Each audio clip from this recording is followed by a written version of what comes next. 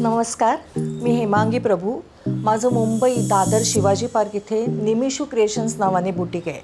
पण गेल्या 7-8 वर्षांपासून मी साड्यांचा व्यवसाय सुरू केला आहे. आणि हा व्यवसाय करत असतानाच मला साड्यांची जी माहिती, जो इतिहास कळला, तो तुम्हा सर्वांबरोबर शेअर करावा म्हणून हे चॅनेल. भारत देशात जिथे साधारणतः ब्राईट कलर्स, रिच कशिदा काम किंवा जरी आणि झगमगाटाने नटलेल्या साड्यांची चलती आहे, त्या गर्दीमध्ये केरळची ट्रेडिशनल साडी कसाऊ साडी हिने आपल्या साध्या सरळ रूपात जे अभिजात सौंदर्य जपलं आहे आणि त्यामुळे जो केरळचा सांस्कृतिक वारसा तिने पुढे चालवला आहे त्याला तोड नाही. तसं पाहू गेलं तर कसाऊ हे काही साडीचं नाव नाही. हे साडी ज्या फॅब्रिकने बनते त्याचं किंवा त्याची जी बॉर्डर असते त्या जरीचं नाव आहे. जसं की जर का कसाऊ हे धोतीसाठी वापरलं गेलं तर त्याला मुंडू म्हणजे कसाऊ मुंडू असं नाव पडतं.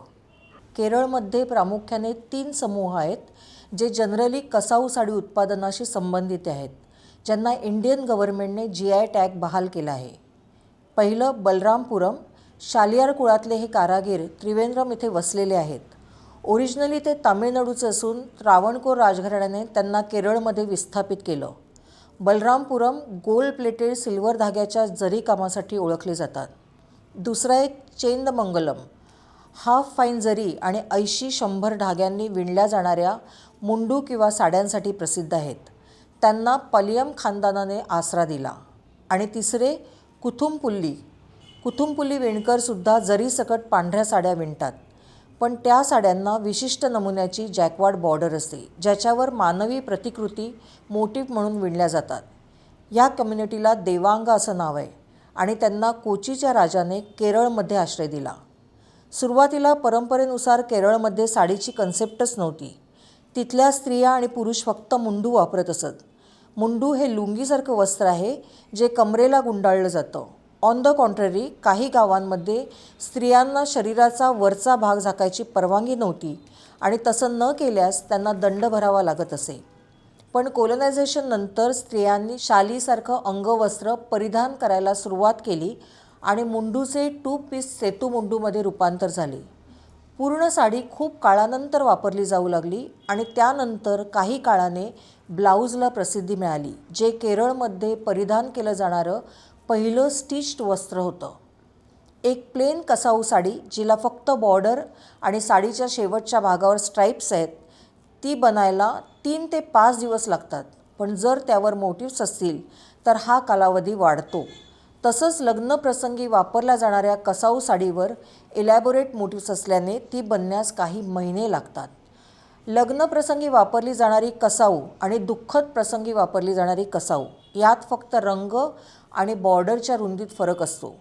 लग्नातल्या साडीची बॉर्डर 2 इंचांची गोल्डन बॉर्डर असते, तर दुःखाच्या प्रसंगी वापरल्या जाणाऱ्या साडीची बॉर्डर अर्धा इंच रुंदीची रंगीत बॉर्डर असते.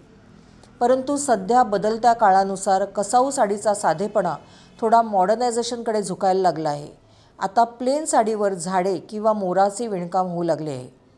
ओणम ह्या मोठ्या जल्लोषात केरळमध्ये साजऱ्या होणाऱ्या उत्सवाच्या प्रसंगी स्त्रिया प्रामुख्याने फोक डान्स करताना कसाऊ साडी आवर्जून नेसतात. केरळचं ट्रेडिशनल नृत्य मोहिनी अट्टम कसाऊशिवाय अपूर्ण समजलं जातं. कसाऊ साडी वापरताना घ्यायची सर्वात मोठी खबरदारी म्हणजे ही साडी अनेक वेळा ड्रायक्लिनिंगसाठी दिल्यानंतरच तुम्ही ती कधीतरी घरी धुवू शकता, पण त्यावेळेस मशीन न वापरता हाताने माइल्ड डिटर्जंटच्या साहाय्याने ही साडी धुवावी. लास्टला एवढंच सांगेन की दिसायला अतिशय साधी असलेली ही साडी, जिची गोल्डन बॉर्डर समृद्धी आणि ऐश्वर यांचं प्रतीक आहे आणि जिचा प्रिस्टीन व्हाईट कलर हा पावित्र्य आणि साधेपणा दर्शवतो, तिने अख्ख्या जगाला आकर्षित केलं आहे. आणि म्हणूनच या साध्या सरळ साडीने अजूनही केरळमध्ये आणि पर्यायाने भारतामध्ये आपलं सांस्कृतिक जगतातलं स्थान अबाधित अढळ ठेवलं आहे.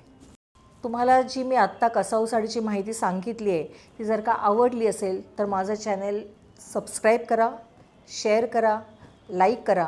आणि तुम्हाला या साडीबद्दल अधिक काही माहिती असेल तर मला कमेंट सेक्शनमध्ये नक्की कळवा. मला ती इतर लोकांपर्यंत पोचवायला आवडेल. आणि तुम्हाला माहिती आहे का मी नेक्स्ट एपिसोडमध्ये कुठली साडी घेणार आहे? गेस करा.